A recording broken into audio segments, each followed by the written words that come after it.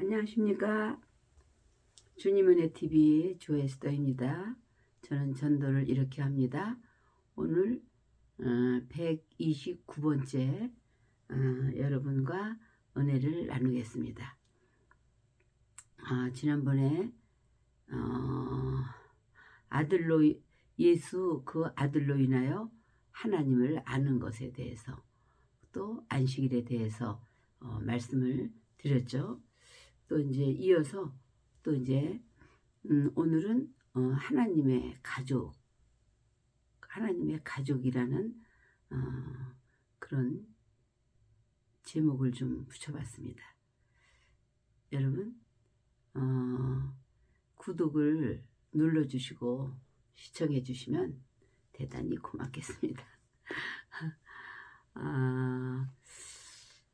요한복음 12장 49절에는 아들 예수님이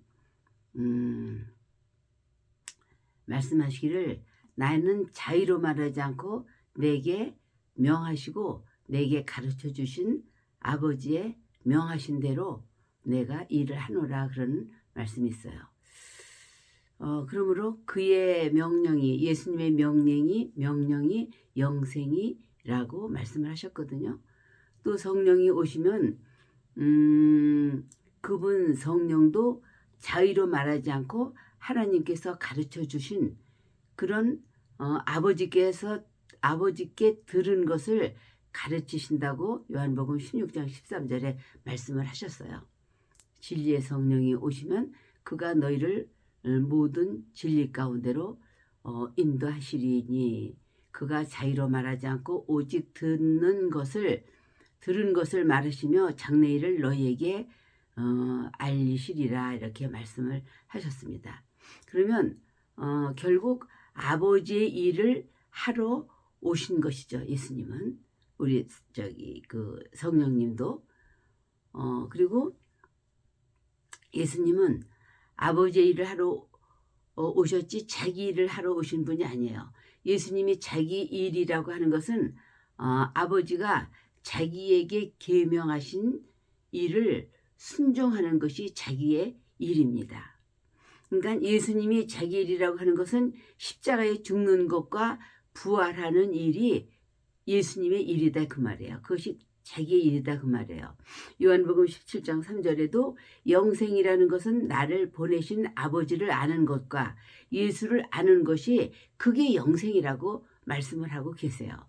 요한복음 3장 16절에도 독생자를 주셨다라고 말씀을 하셨죠.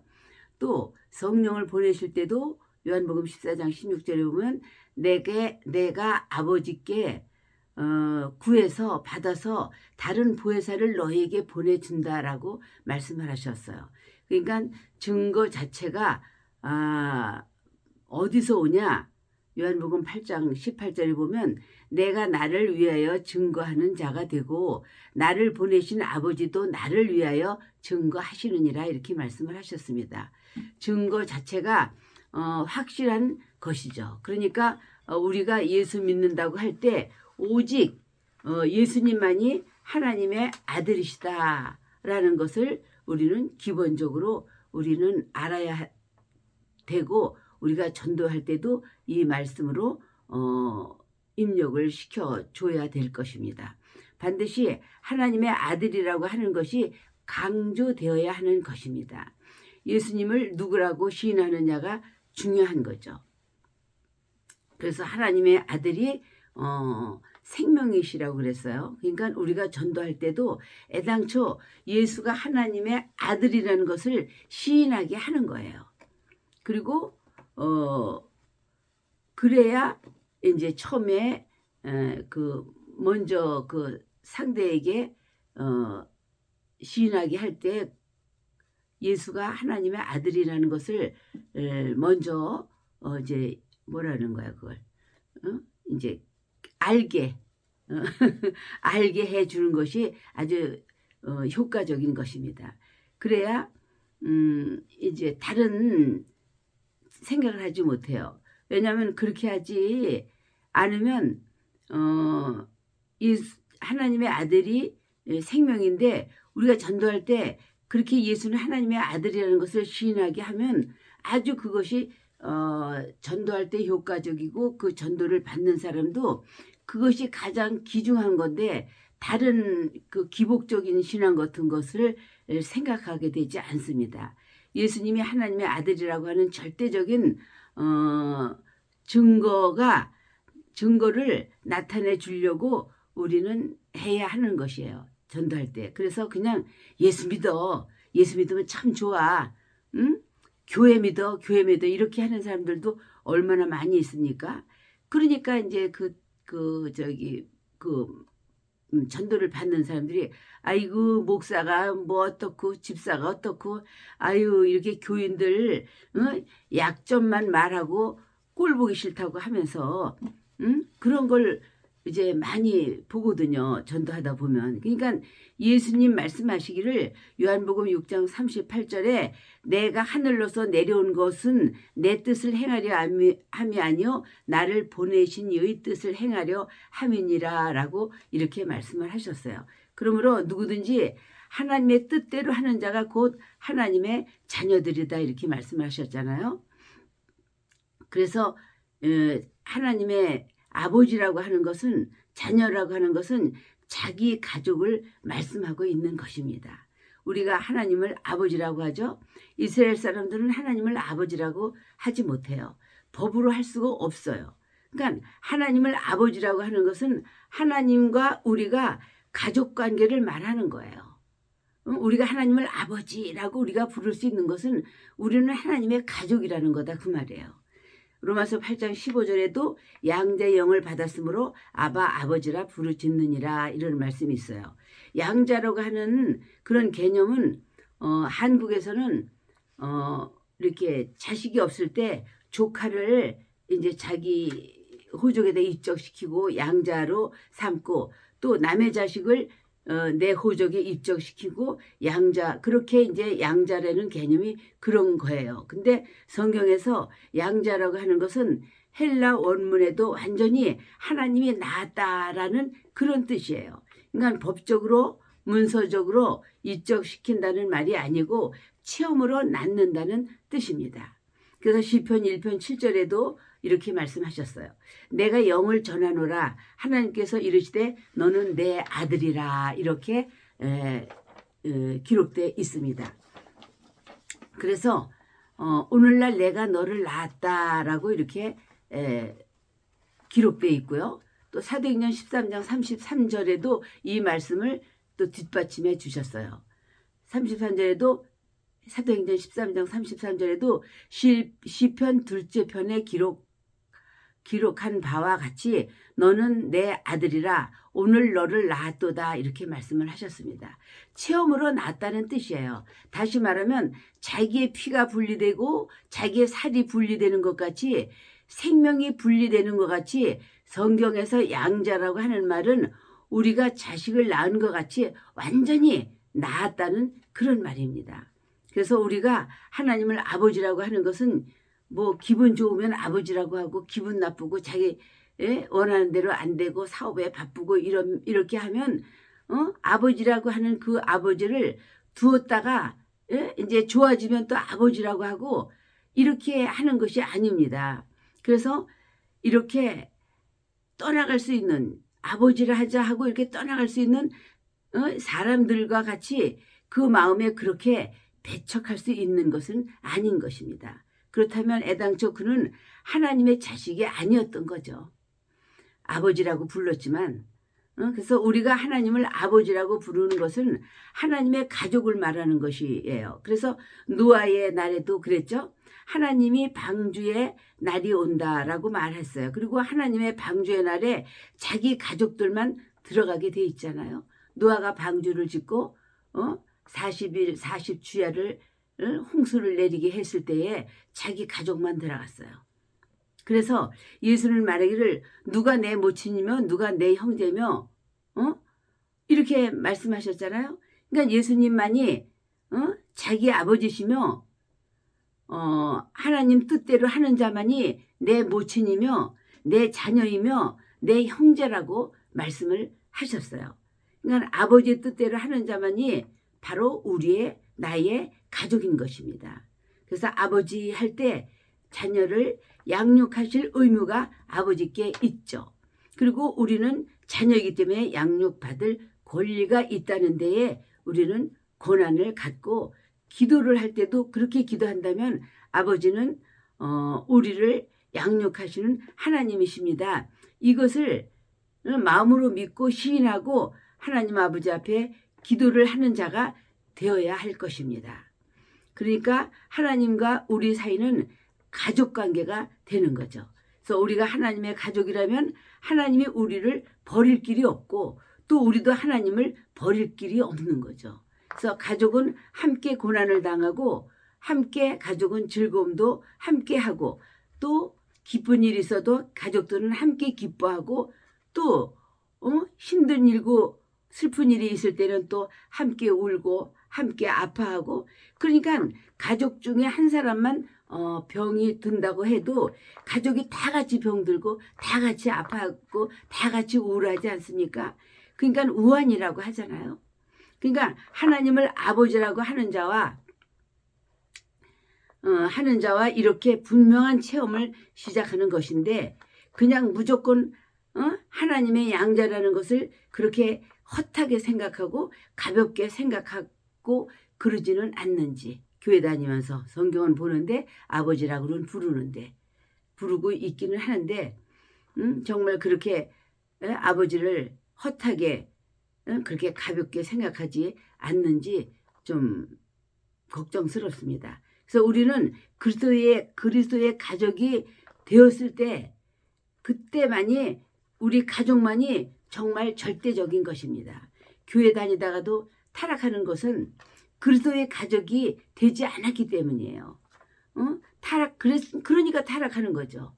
그러니까 여기서 하나님의 아들이라고 하는 것은 정말 하나님이 낳은 자식들을 말하는 것입니다. 그렇기 때문에 이 성경은 하나님의 뜻이 있는 거예요. 그래서 생명은 바로 하나님의 뜻인 것입니다. 하나님의 뜻은 전부가 생명이 있습니다. 만약에 생명을 소외하고 초월하고 도덕과 일반 교훈만을 받았다면 우리는 구원받지 못해요. 교회 다녀도. 그래서 그 미련한 다섯 처녀가 뭐겠어요? 생명은 없고 인본적으로 생각하고 여기 가면 복 받을까 저기 가면 복 받을까 이렇게 종교 생활하는 하면서 교회 다니는 자가 바로 미련한 다섯 처녀인 것입니다. 그래서 그렇게 하는 자는 구원받지 못해요. 그래서 이 성경은 그렇게 된다면 이 성경은 아무런 가치가 없는 것입니다. 예수가 하나님의 아들이라는 것을 시인하는 것 같이 성경은 하나님의 생명이 담겨 있다고 시인해야 되는 것입니다.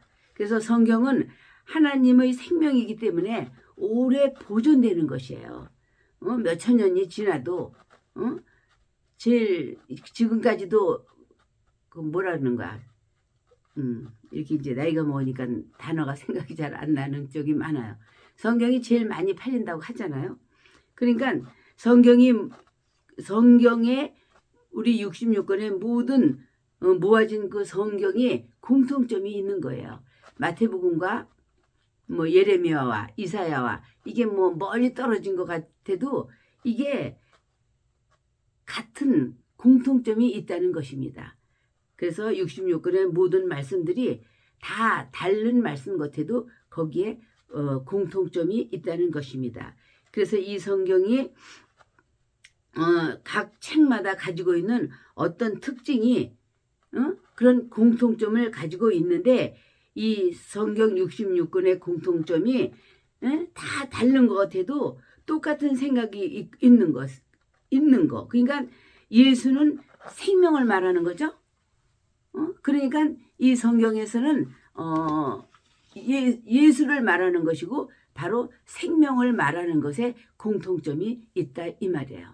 그래서 우리가 밤이라는 과일이 있는데 그거는 밤가시를 벗겨내고 껍데기를 벗겨내고 속껍데기를 벗겨내면은 그 밤이라는 과일을 먹을 수가 있어요. 그리고 또 대추라는 과일은 겉만 먹어야 되고 씨는 먹지 못하는 그런 부분이 있잖아요. 그런 것처럼 안쪽에 공통점이 있느냐 바깥쪽에 공통점이 있느냐 하는 거죠. 예를 들어서 창세기 38장에 보면 유다가 자기 며느리와 사이에서 두 쌍둥이를 낳았어요. 그 분명히 하나님 책 속에 있는 하나님의 말씀이지만 어떤 공통점이 있는가 에 대해서 우리는 알아야 그것이 예수를 제대로 믿을 수 있는 거예요. 그래서 그 유다 며느리 다말이 시집을 가가지고 남편이 죽었어요. 그러니까 그 남편이 죽으면 이제 그 다음 시동생하고 또 결혼을 하고 그 시동생하고 이제 아이를 낳아서 이렇게 그 자손을 이어주는 그런 것이 그때의 그것이 법이고 풍습이었었거든요. 그런데 그 둘째 밑에 시동생하고 결혼을 했는데 그 시동생이 생각할 때 자기가 아기를 낳아도 자기 자식이 되지 않을 걸 알고 있기 때문에 이제 아기를 낳지 못하도록 이제 다른 데다 설정을 했죠. 그러니까 하나님이 아시고 이제 그 이름이 그 시동생 이름이 오난이었잖아요. 그 오난을 죽여버렸어요. 그래서 피임에 대한 얘기할 때 그것으로 인하여 오나니즘이라고 이렇게 얘기하는 말도 들었습니다. 그래서 그리고 이제 막내 시동생이 이제 아직 어리고 이 형수는 또 이제 나이가 먹어가고 이러니까 친정에 가서 이제 친정으로 보내려고 할 때 이 며느리가 이래서는 안 되겠다 하는 그런 생각에서 시아버지를 유혹을 했던 것입니다. 그래서 그 시아버지를 유혹할 만큼 그러니까 이제 아기를 수태를 못했으니까 심각한 문제가 부딪힌 거예요. 그래서 다말이 어떤 정력 때문이 아니고 그 당시에 그 배경과 그 풍습이 그 사명감 때문에 그런 거죠. 그래서 여자라고 하는 것은 시집가서 수태하지 않는다는 것은 여자의 최고의 수치로 여겼기 때문에 그래서 자기의 친정에 가서 살아야 한다는 가장 저주와 같았기 때문에 친정에서 산다는 것이 그러니까 그 시아버지의 자식이라도 낳아서 시아버지 집에 들어가서 사는 것이 친정살이 하는 부끄러움보다 부끄러움을 최대한으로 줄이게 되겠구나 하는 생각을 다말이 한 거죠. 그래서 또 장자의 며느리로서 그 집의 혈통을 계승시켜야 하는 그 책임을 다하지 못하는 부끄러움이라는 것이 얼마나 차라리 시아버지 자식이라도 낳아서 혈통을 이어줌으로써 그 부끄러움을 면할 수 있다고 다말이 판단을 한 것입니다. 이것은 본분과 사명감 때문에 몸부림치는 장면이에요. 그러니까 바로 그 유다의 혈통 자체가 본분 때문에 존재한다는 거죠. 근데 마태복음 1장 1절에 보면 아브라함과 다윗의 자손 예수 그리스도의 세계라. 아브라함이 이삭을 낳고 이삭은 야곱을 낳고 야곱은 유다와 그 형제를 낳고 유다는 다말에게서 베레스와 세라를 낳고 이렇게 했어요. 그리고 마리아에게서 그리스도라 칭하는 예수가 나시니라 이렇게 기록되어 있죠. 그러니까 말라기와 마태복음 사이에는 400년 동안 끊겨 있었어요. 근데 마태복음 1장에서 보면 끊기지 않고 있는 장면이 이렇게 나오는 거죠. 그러니까 그리스도의 가정이 끊기지 않고 있다 이런 얘기예요. 그러니까 그리스도가 날 때까지 자기 본분을 다 한 것입니다.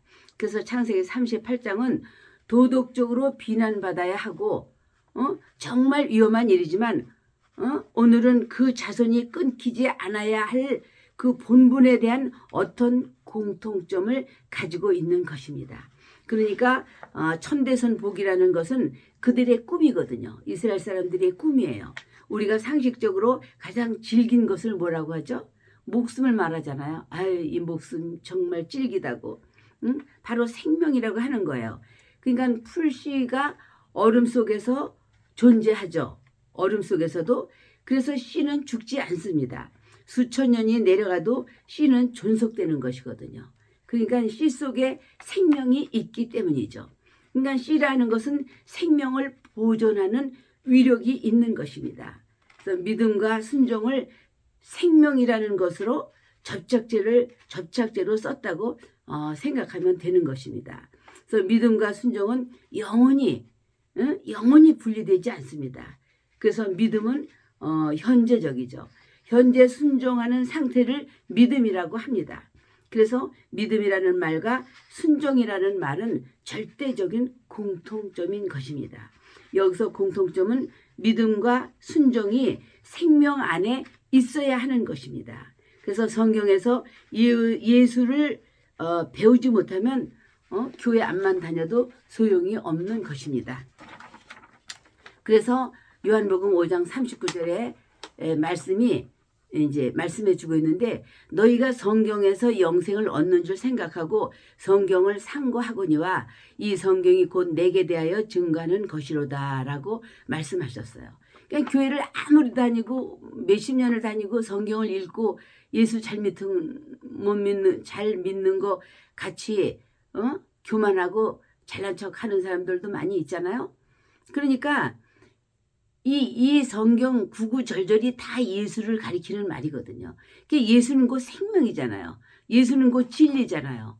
그러니까 그 성경을 보면서 믿음 생활을 하면서 우리가 예수를 모르면 그거 아무 소용이 없는 거다 그 말이에요. 그래서 그러니까 성경의 공통점은 예수를 말하는 것이고 예수 안에 바로 생명이 있는 것이 공통점입니다. 성경에. 그래서 66권 성경 66권 전체가 생명을 말하는 것이고 예수를 말하는 것이거든요. 그런데 이것을 모르면 좀 성경을 더 읽고 기도를 더 많이 해서 이 성경이 읽는 그 성경 구절구절들이 읽으면서 이 말씀들이 예수구나. 이 말씀을 예수를 말하는 거구나. 그래서 이걸 생명을 말하는 거구나.